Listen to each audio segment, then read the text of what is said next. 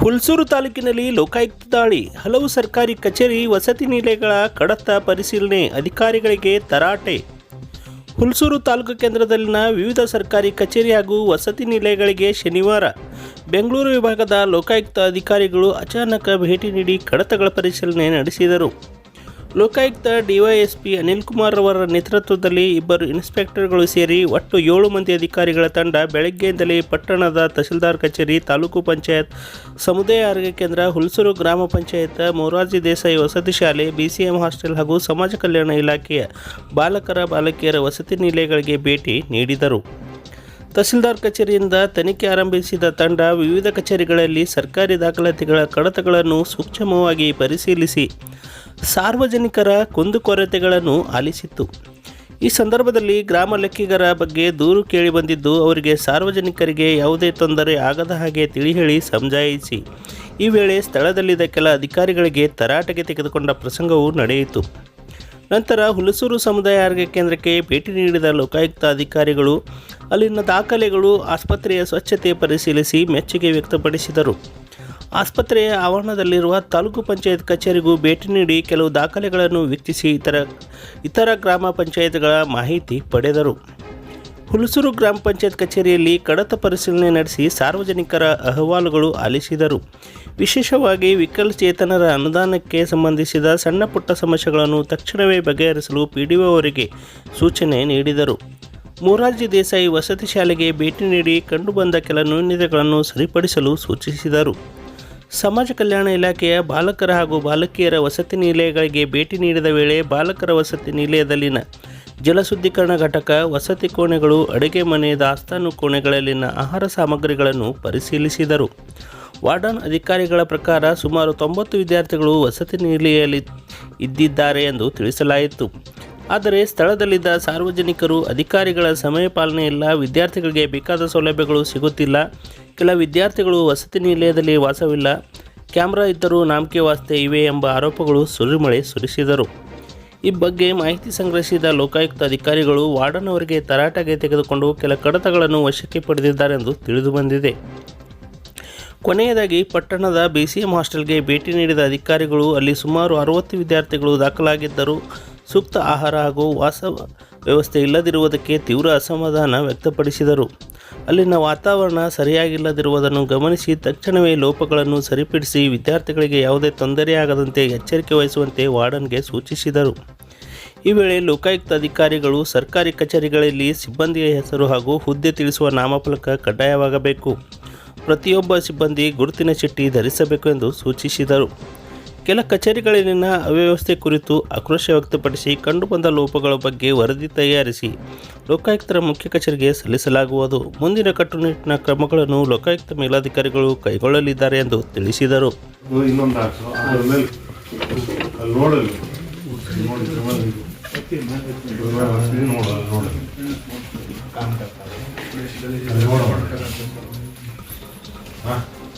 ನೀವು ವಾರಕ್ಕೆ ಒಂದ್ಸಲ ಮಕ್ಳಿಗೆ ರಜೆ ಇದ್ದಾಗ ಹೇಳಿ ಯಾರು ಕರ್ಸಿ ಕ್ಲೀನ್ ಮಾಡಿಸ್ಬೇಕಂದ್ರೆ ಅದು ನೋಡಿದ್ರು ಕ್ಲೀನ್ ಮಾಡಿಸ್ರಿ. ನಿಮ್ಮ ಮನೆಗಳು ಹಿಂಗೆ ಹೇಳ್ತೀಯಪ್ಪ, ಹೆಂಗೆ ನೀವು ಮೊದಲು ಊಟದ ಲೆಕ್ಕ 90 ಜನ ಕೊಡ್ತೀಯ? ಅಲ್ಲ ಸರ್, ಅಂದರೆ ಅವರು ಲೋಕಲ್ ಅವ್ರಿಗೆ ಅಷ್ಟು ಅಡ್ಮಿಷನ್ ಲೋಕಲ್ ಇದ್ರೆ ಮತ್ತೆ ನೀವು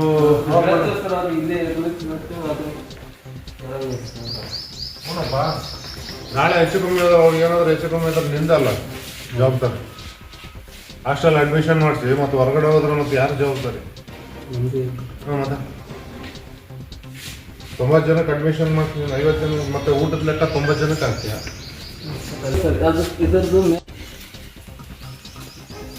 ಆನ್ ಮಾಡು.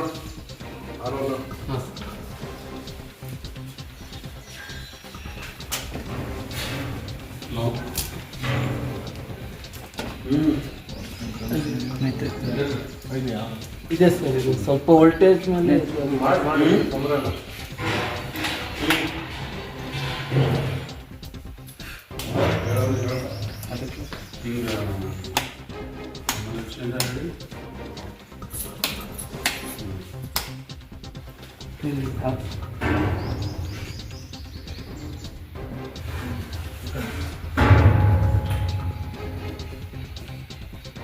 ಇದು ಮತ್ತೆ ಲಾಸ್ಟ್ ಮಾಡ್ತೀರ ಏನೇನು ಕೊಡ್ತೀರಿ ಏನೇನು ತೆಗಿಯೋದು ಸರ್ ಬೆಳಗ್ಗೆ ಚಪಾತಿ ಕೊಡ್ತೇವೆ ಸರ್ ನೈಟ್ ರೊಟ್ಟಿ ಮತ್ತು ವೀಕ್ಲಿ 3 ಸಲ ಎಗ್ ಇರುತ್ತೆ 3 ಸಲ ಬಾಳೆಹಣ್ಣು 1 ಸಲ ಚಿಕನ್ ಇರುತ್ತೆ ಸರ್ ಸ್ವೀಟ್ ಇರುತ್ತೆ ಶುಕ್ರವಾರ ಇದು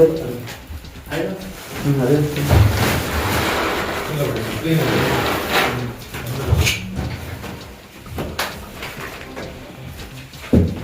ಇಷ್ಟೇ ರೇಷನ್ ಇರೋದು ಸರ್ ಈ ಕಡೆ ಸರ್ ಅಲ್ಲಿ ಇದು ಸ್ಟಾಕ್ ಇಡ್ತಾರೆ ಸರ್ ಡೈಲಿ ಯೂಸ್ ಮಾಡೋದು ಬೇರೆ ನಮಗೆ ಎಲ್ಲಿದೆ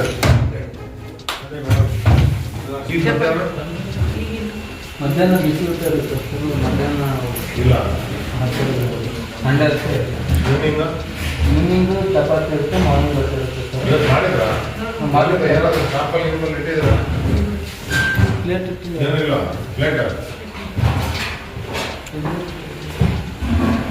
ಈ 90 ಜನ ಹುಡುಗರು ಇಷ್ಟೇ ಪ್ಲೇಟ್ಸ್ ಇರೋದು ಸರ್ ಅವರ ರೂಮಲ್ಲಿ ಇರೋದು ಸರ್ ಅವರು ಸರ್ ಅವ್ರ ರೂಮಲ್ಲಿ ಇದೆಯಾ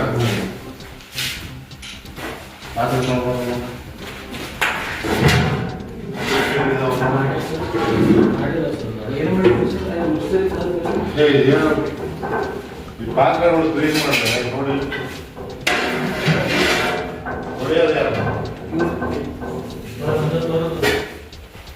ಇವತ್ತೇನು ಮಾಡಿಲ್ಲ ಸರ್ ಮಾಡಿದ್ರು ಈಗ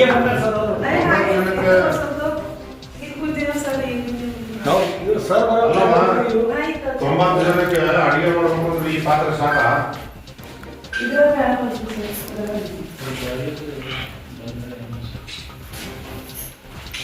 ಫೋಟೋ ತಗೊಂಡು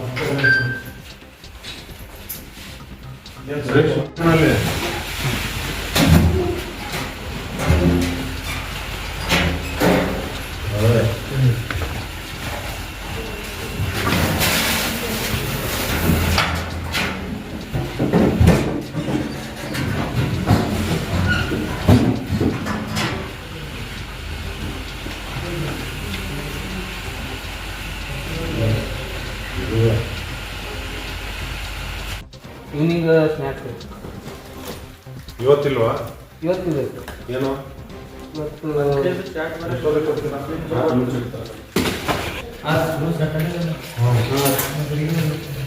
ಇವತ್ತು ಇವತ್ತಿನಿಂದ ಟೈಮಿಂಗ್ ಸ್ಯಾಟರ್ಡೆ ಇವತ್ತಿನಿಂದ 10 ಗಂಟೆ ಮಾಡ್ತಾರೆ ಶುಕ್ರವಾರ ಪಾಯಸ ಎರಡನೇ ಫಸ್ಟ್ ಟೈಮ್ ನಿನ್ನೆ ಆರ್ಡರ್ ಆಗಿದೆ ಸರ್ ಮೂರನೇ ಶುಕ್ರವಾರ ತರಕಾರಿ ಇಲ್ಲ ತರಕಾರಿ ಅವಾಗ ಬರುತ್ತಂದ್ರೆ ಹೋಗುತ್ತೆ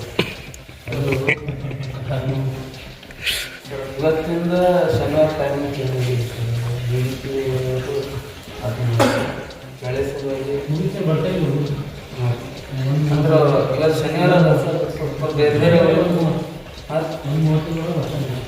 ಒಂದೊಂದು ಎಲ್ಲ ಈಗ ನಾಳೆ ಸಂಡೇ ಅಲ್ಲ ಸರ್ ಮತ್ತು ಇವತ್ತು ಹಾಲಿಡೇ ಊರಿಗೆ ಹೋಗುತ್ತೆ ಮತ್ತು ಬೇಡ್ರವಾಡಿದಾಗ ಬೇಡ್ರವಾಡಿದಾಗ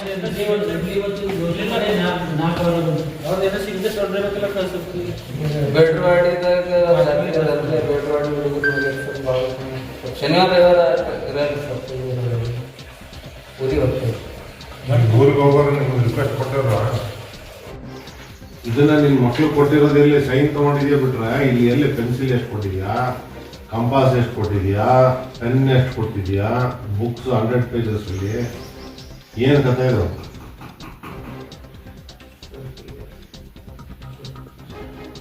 ನನಗೆ ಫೋಟೋ ಬೇಡ ಅರ್ಥ ಆಯ್ತಾ ಇದು ಬಂದಿದೆ ಈ ರಿಜಿಸ್ಟ್ರಲ್ಲಿ ಇಲ್ಲ ನೀನು ಕೊಟ್ಟಿಲ್ಲ ಅಷ್ಟೇ ಫೋಟೋ ತಗೊಂಡು ಎಲ್ಲರೂ ಇಟ್ಬಿಟ್ಟು ಮುಂದ್ಗಡೆ ಫೋಟೋ ತಗೊಂಡು ಇಟ್ಟಿದ್ಯಾ ಕಳಿಸಿದ್ಯಾ ನಿಮ್ಮ ಆಫೀಸರ್ಸ್ಗೆ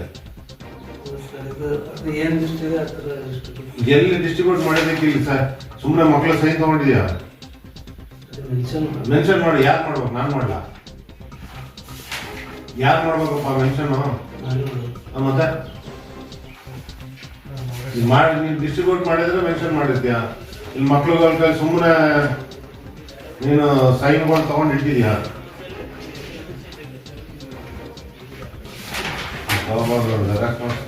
ಎಲ್ಲಿ ಜೆರಾಕ್ಸ್ ಮಿಷನ್ ಎಲ್ಲಿದೆ ಒಟ್ಟಿಗೆ ಒಂದೇ ಸಲ ತಗೊಂಡು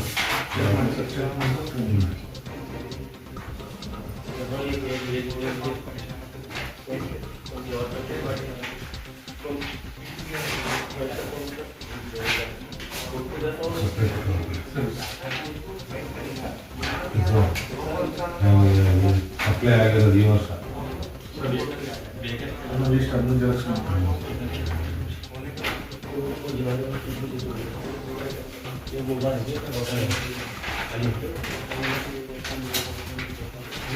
ರೇಷನ್ ಸಪ್ಲೈ ಆಗಿರೋದು ಲಿಸ್ಟಲ್ಲಿದೆ ನಿಮ್ದು.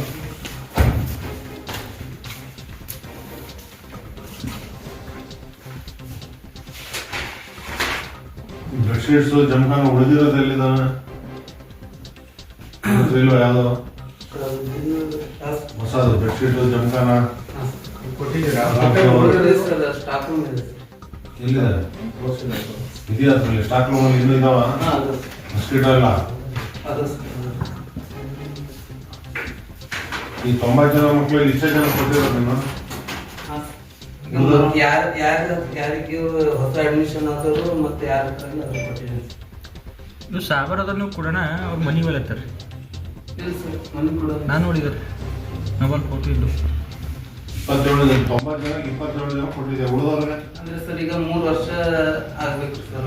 ಒಂದು ಸಪ್ಲೈ ಆದ್ರೆ 3 ವರ್ಷ ಅದಕ್ಕೆ ನಾವು ಏನು ಮಾಡ್ತೀವಿ ಎಲ್ರಿಗೂ ಕೊಡೋದು ಸರ್.